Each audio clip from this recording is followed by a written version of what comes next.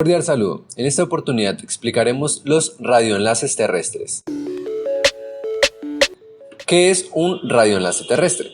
Un radioenlace terrestre, como su nombre lo indica, es el enlace o conexión que se produce entre diferentes equipos a través del uso de ondas electromagnéticas. A lo largo de la materia vemos que estas antenas por lo general trabajan en UHF, VHF y demás.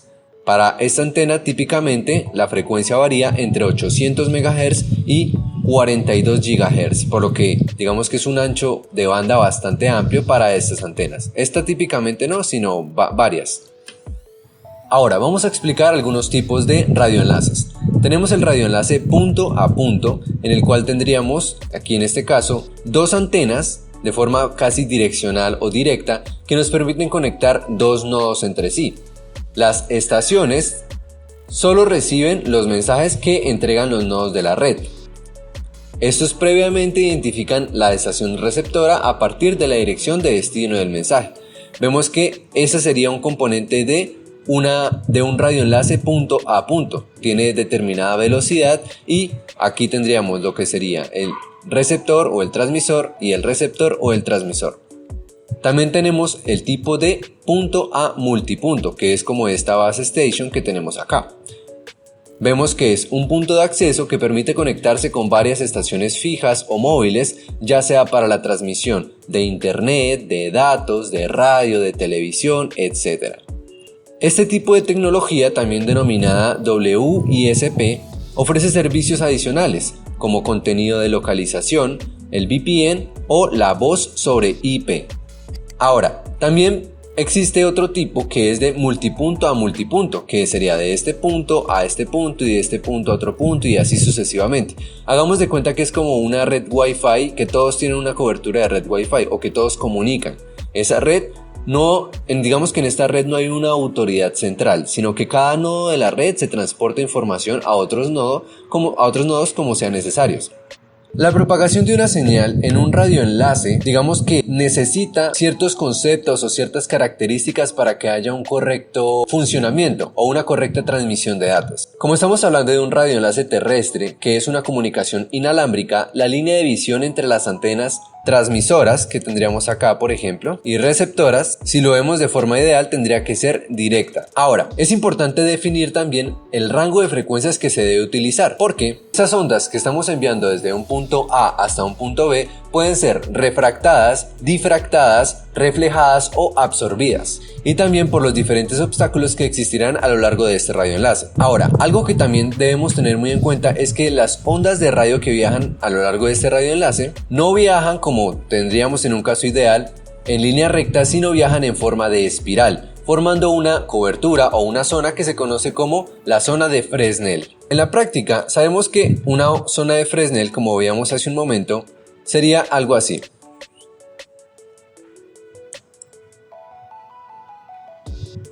Ahí viajaría la onda electromagnética desde el punto TX hasta el punto RX. Sabemos que la luz y las ondas de radio son energías electromagnéticas, por tanto su comportamiento es muy similar en el espacio. Gracias a los desvelos científicos del señor Fresnel y posteriores, podemos representar de manera simplificada cómo se propagan, lo que sería útil en el diseño de estos radioenlaces. Ahora, ¿qué nos dice la teoría? Nos dice que la energía que transporta esta onda electromagnética se propaga en línea recta. Esta simplificación es válida siempre que la longitud de onda sea mucho menor que los objetos circundantes, cosa que se cumple normalmente en las microondas, que son las frecuencias donde trabajan este tipo de radioenlaces, o bueno, los radioenlaces en general. Ahora, las microondas se propagan por la troposfera. La presencia de la superficie terrestre, el aire y los fenómenos meteorológicos influyen en la propagación de las señales a través de fenómenos como los que mencionamos hace un momento: absorción de la señal, la atenuación, la difracción, la interferencia, la refracción o reflexión. Tenemos aquí una antena A y una antena B con una distancia D, y aquí en el punto central existe el R, que sería el radio de la zona de Fresnel. Las ondas de la antena emisora llegarán a la receptora por otros caminos, además de la línea recta o de la visión,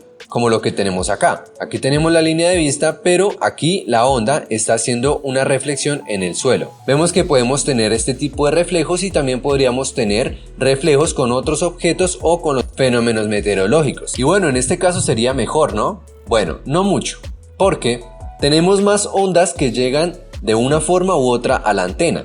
Pero en todo caso esto es malo, porque el problema es que estas ondas reflejadas, refractadas, etc., llegarán en un ángulo fuera de fase, pudiendo originar una interferencia destructiva que causa la reducción de la potencia de la señal o cancelación de la fase.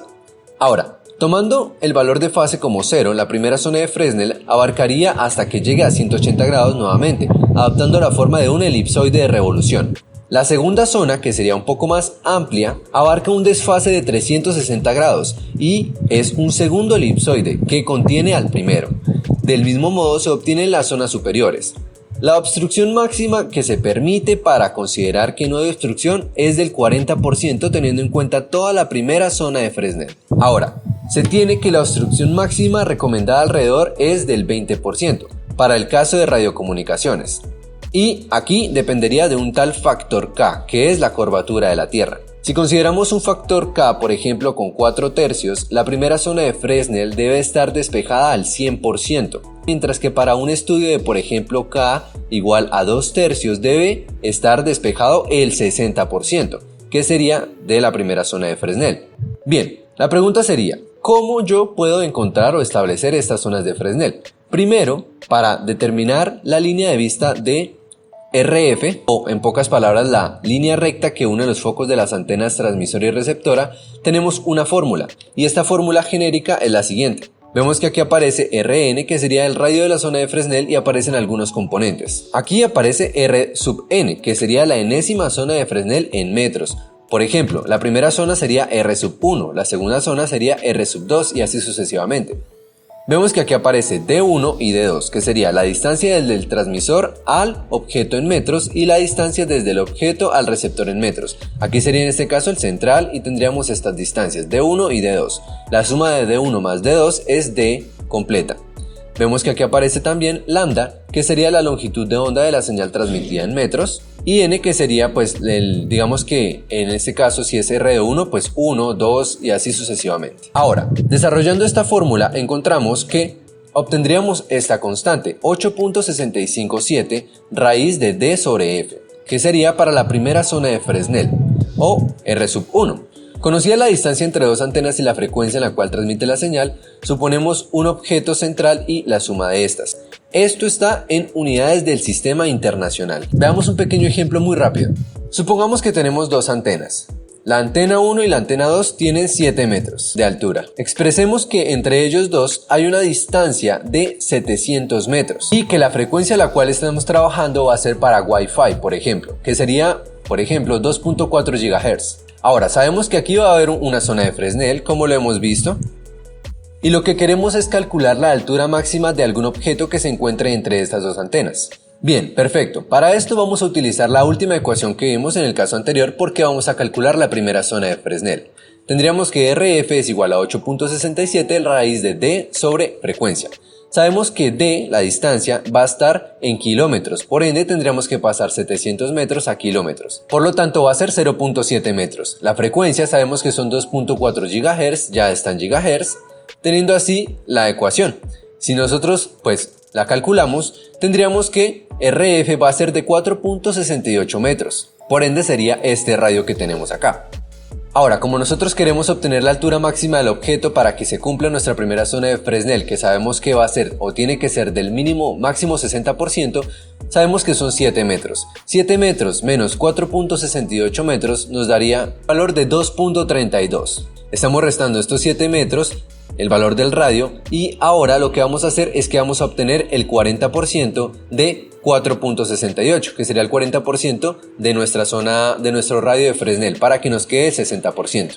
Este valor sería 1.87 metros. Por ende, el total, o bueno, el objeto máximo debería tener un valor de lo que serían los 7 metros menos los 4.68 metros, que nos dan 2.32, más 1.87 metros, que sería el pedacito del 40% que me restaría de la zona de Fresnel, y esto nos daría un valor de 4.2 metros, que sería el valor máximo del objeto para que se cumpliera el 60% de la primera zona de Fresnel. Pasos para definir un radioenlace de forma correcta. Aquí tenemos una antena y allá al fondo tendríamos otra antena. Lo primero que tenemos que hacer es seleccionar el lugar de la instalación de los elementos. Esto debe determinar sobre todo la ubicación de las antenas de transmisión y de recepción, así como, en el caso sea necesario, las estaciones intermedias. Lo segundo es la verificación del terreno. Esta verificación del perfil del terreno es importante, pues va a ser donde se debe configurar el sistema de comunicación, es decir, se debe tener en cuenta el territorio donde se quiere realizar el radioenlace, ya sea que debe cumplir la línea de visión entre las dos antenas, así como la distancia de separación entre las mismas. También necesitamos conocer, obviamente, las alturas de las antenas, así como la altura de instalar o a la que se va a instalar cada uno de los elementos. Esto con el fin de una correcta visualización. Y también obviamente necesitamos unos cálculos completos. Los cálculos completos del radioenlace van a tener en cuenta la trayectoria que van a llevar las ondas electromagnéticas y los efectos a los que se deben exponer estas, ya sean por consecuencias naturales o producidos por el ser humano, atenuación, interferencias, etc. Para que se compruebe un correcto funcionamiento de un radioenlace se deben hacer pruebas posteriores a la instalación del radioenlace, lo cual realmente verificará la correcta implantación del sistema y puesta en marcha. Ahora, algo que también es importante para los radioenlaces es hacernos la siguiente pregunta: ¿afecta la curvatura terrestre? Y la respuesta es sí. Es necesario conocer cuando un radioenlace es afectado por un fenómeno, en este caso por la curvatura terrestre. Ahora, para el cálculo de la curvatura de la Tierra es necesario tener en cuenta que el radio de la Tierra es aproximadamente 6.371 kilómetros. Sin embargo, la refracción atmosférica hace que el horizonte visual se encuentre más lejos que el geométrico. Esto produce un aumento virtual del radio. Este número se multiplica por el radio para obtener un radio virtual corregido. Se puede asumir como un valor estándar de 1.15, pero puede variar dependiendo de la atmósfera. La curvatura de la Tierra tiene algo muy curioso, y es que es relativamente uniforme en cualquier punto del planeta. Sin embargo, no la podemos apreciar por múltiples accidentes topográficos y además por el tamaño del planeta. Para hacer esto un poco más rápido, la curvatura de la Tierra depende de la altura sobre el nivel del mar del observador. La fórmula sería la siguiente. Tenemos la distancia al horizonte, que es A. R es el radio de la Tierra y tendríamos H la altura sobre el nivel del mar del punto de observación. La fórmula para calcular la distancia oculta de un punto donde se encuentra a la curvatura de la Tierra es la siguiente, donde tendríamos que X sería la distancia oculta del objeto y de la distancia de entre el punto de observación y el objeto. Existen también pérdidas de propagación de un radioenlace. Las pérdidas de propagación que sufre la señal radioeléctrica en condiciones de espacio libre son: sin ningún obstáculo en el camino, que quiere decir con visión directa entre las antenas. En esta magnitud no suelen incluirse otras pérdidas adicionales debidas a la lluvia, absorción atmosférica, etc. Estas pérdidas se relacionan directamente con la distancia del radioenlace y la frecuencia de funcionamiento mediante la expresión FSL/dB. Aquí tendríamos que D va a ser la distancia que debe recorrer la señal, la tendríamos en kilómetros, y F, que sería la frecuencia de operación, que en este caso la tendríamos en gigahertz. La constante que aparece aquí, K, depende de las unidades de la distancia y la frecuencia. Por lo que, si D está en metros y la frecuencia está en hertz, K es igual a menos 187.5. Si D está en kilómetros y la frecuencia está en gigahertz, K es 92.4. Y si D está en kilómetros y la frecuencia está en megahertz, K sería igual a 32.45. Se conoce actualmente que en el espacio libre existen pérdidas que se producen al propagarse las ondas en el vacío sin tomar en cuenta la absorción y la reflexión de energía en objetos cercanos. Esta pérdida, que más bien debería llamarse pérdida por dispersión, se produce por el reparto de energía, la misma que a mayor distancia de la fuente es menor y más cerca de la fuente es mayor. Vemos aquí la siguiente gráfica donde tendríamos en decibelios y para las frecuencias de 2.4 y 5.4 GHz las pérdidas a lo largo de los metros que tenemos acá. Vemos que a mayor distancia de la fuente es menor y más cerca de la fuente es mayor. También encontramos las pérdidas por el cable o conductor. Esto pues evidentemente se lleva a cabo debido a que Al transportar esta información trabajamos con altas frecuencias y todo en alta frecuencia tiende a comportarse de una manera completamente diferente. Por ende existen las pérdidas por el cable. Tenemos acá los diferentes tipos de cables RG58, RG213 y así sucesivamente, y aquí tendríamos las pérdidas en dBs cada 100 metros. Ahora, de manera general, las pérdidas en los conectores son de aproximadamente 0.25 dB en el conector y 1 dB por los protectores contra descargas eléctricas. Estos obviamente son valores aproximados. Ahora, para el presupuesto, ¿qué es el presupuesto de potencia de un radioenlace? Se conoce como presupuesto de potencia para un enlace punto a punto como el cálculo de ganancias y pérdidas desde el radiotransmisor, fuente de la señal, a través de cables, conectores y espacio libre hacia el receptor. Vemos acá la siguiente imagen, no se expresa muy bien, pero es interesante poder ver estas tres etapas que son las más importantes. Vemos aquí que aparece la parte de la transmisión, todo el proceso donde está el espacio libre abierto con los obstáculos y demás, y la recepción. En la primera parte tendríamos la potencia de transmisión o la potencia efectiva de transmisión. Aquí en este caso vemos que hay muy poca pérdida, ¿verdad? Viene aquí con toda la potencia, una poca pérdida y aquí se amplifica.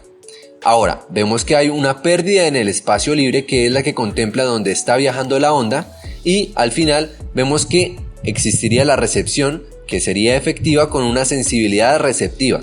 Aquí se supone, se asumiría que la señal se va a recuperar, se va a amplificar y tendríamos un margen de pérdidas por los conectores y cables que tendríamos acá para establecer nuestro mensaje final. Como hablamos de un presupuesto por ejemplo, finanzas y demás, vemos que tendríamos sumas y restas. En este caso es básicamente lo mismo.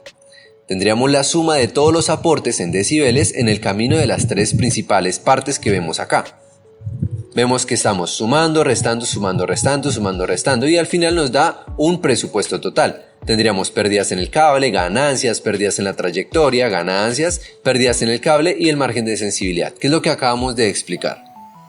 Ahora, la indisponibilidad de un radioenlace. Tendríamos que la indisponibilidad se causa cuando la señal recibida no alcanza el nivel de calidad mínimo exigido, lo que se traduce en un aumento significativo de la tasa de error.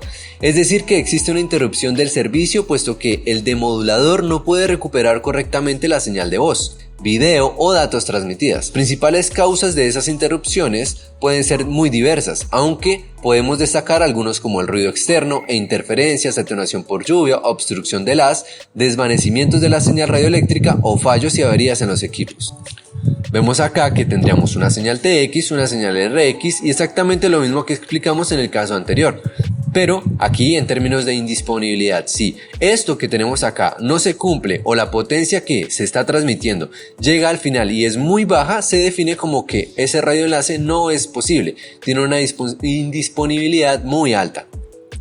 ¿Cuándo es viable un radioenlace? Pues a diferencia que la indisponibilidad, esta hace referencia al correcto funcionamiento del enlace para el cálculo del presupuesto del enlace, que sea necesario utilizando esta ecuación. Tenemos que la ecuación P de Rx, que sería la recepción de la potencia, va a ser igual a la potencia de transmisión menos todo esto que tenemos acá. Esto que tenemos acá simplemente va a ser potencia en recepción. Obviamente todo esto debe estar en dBs, dBm, dBis también. Tendríamos pérdidas, atenuaciones, pérdidas, margen de desvanecimiento, ganancias y aquí se expresa la totalidad de cuando un enlace realmente puede ser viable.